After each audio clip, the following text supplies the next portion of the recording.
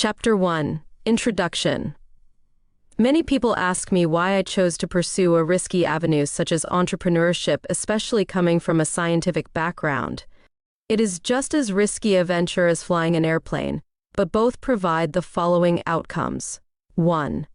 The freedom in life. 2. Opportunity for unlimited growth. 3. The ability to add value to the marketplace.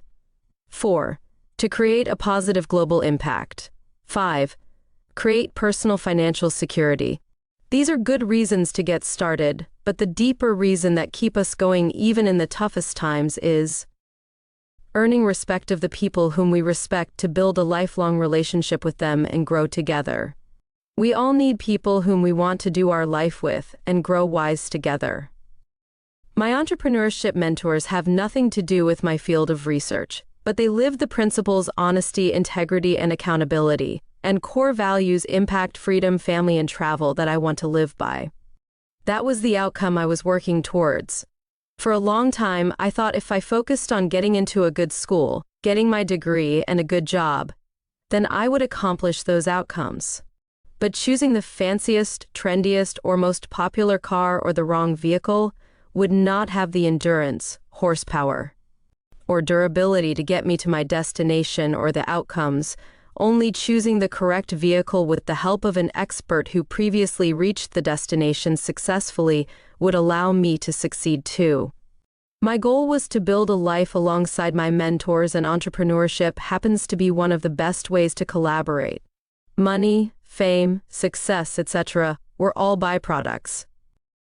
To accomplish this, I would need to learn to make decisions not by what everyone else was doing or what looked like a good choice, but what would lead to the right outcomes I wanted.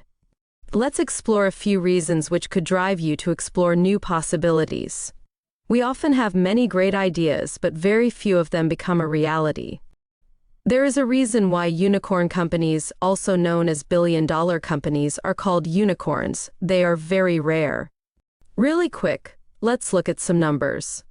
According to data from the Bureau of Labor Statistics, close to 50% of businesses fail in the first 5 years, and 70% fail by the end of the decade.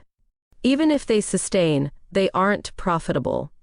For example, Amazon took 14.5 years to make its first profitable dollar.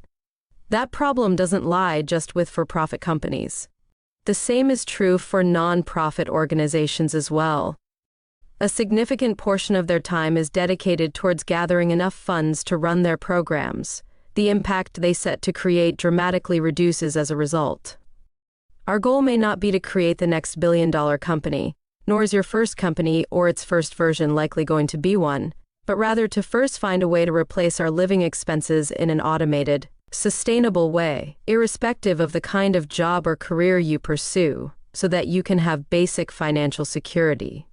You'll see this term more than once in this book, because of its importance in living a thriving, successful life. Once we have accomplished a state of financial security for ourselves, then we have the capability to teach others to do the same, and work on meaningful ideas that truly matter to us, and what that meaningful idea is will look different to everyone. For example, you have been listening to this audiobook without thinking about the air to breathe. But the moment you start suffocating, the only thing that will run in your mind would be to get a breath of fresh air. That's why before we can even start thinking about thriving, we need to find a way to survive. We end up investing decades of our life following the standard success formula of going to a good school, getting a good degree or degrees, getting a good job, and being happy with whatever you get. We accept the mediocre good life that it often doesn't occur to us that we could be living a great one. This good life becomes the enemy of the great life we could have. We get so busy learning how to balance equations in school that we forget how to balance different areas of our life. Not that it's taught in schools anyways. For those of us who have kids or want to plan for that someday, here's the reality. Children can either learn from you or YouTube. YouTube, or any social media platform for that matter, doesn't have clear guidelines on principles and values, nor is it customized to your child's needs. Quite often they are hyperstimulating and lead to mental health challenges like anxiety and ADHD, attention deficit or hyperactivity disorder.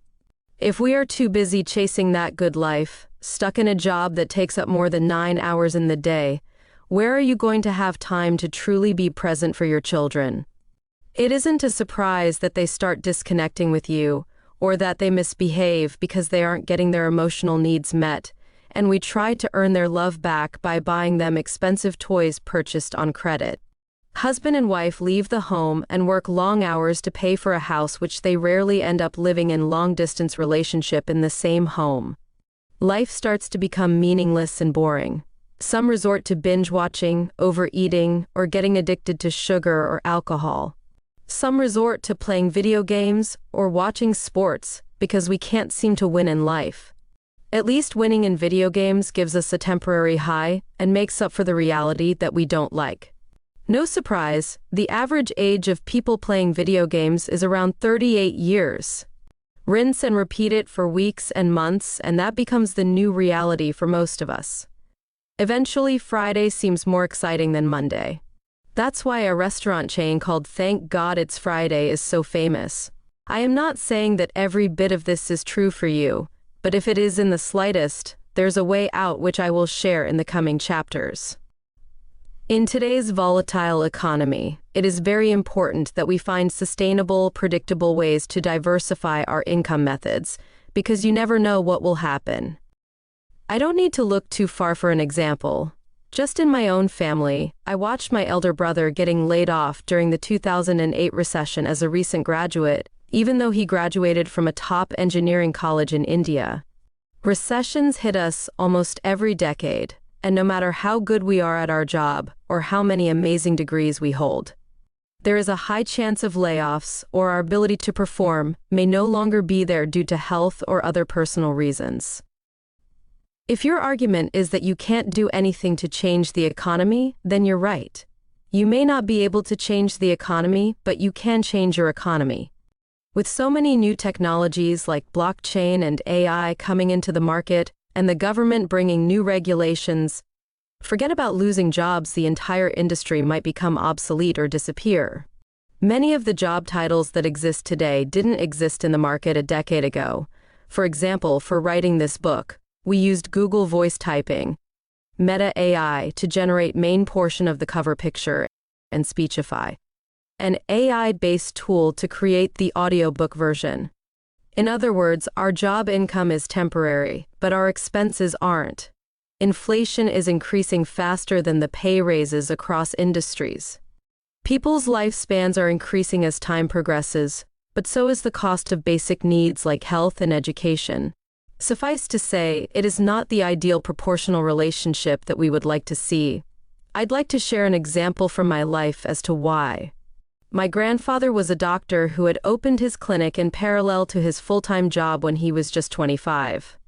He worked long, hard days serving his patients almost 12 hours a day for 70 years until the age of 95. His medical practice was so famous that patients still show up from all over. My father's bike shop was similarly popular, and he still receives calls from his clients, despite having retired some time ago.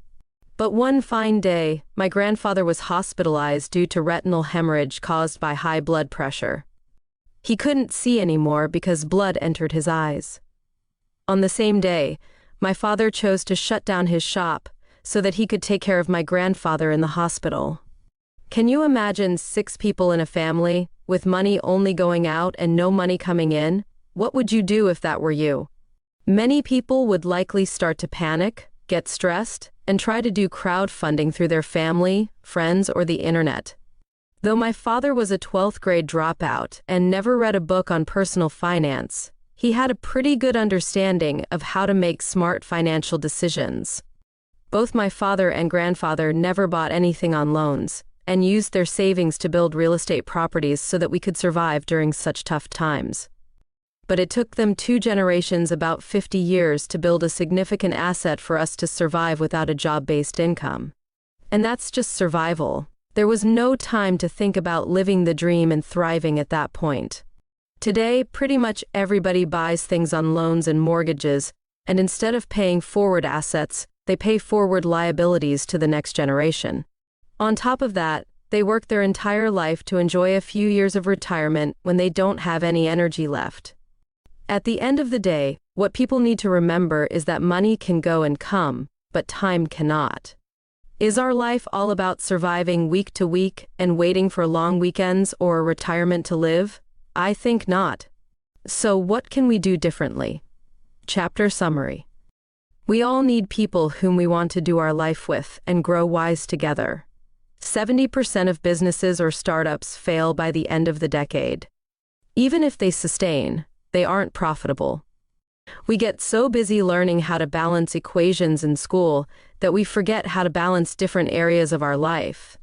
Children can either learn from you or YouTube.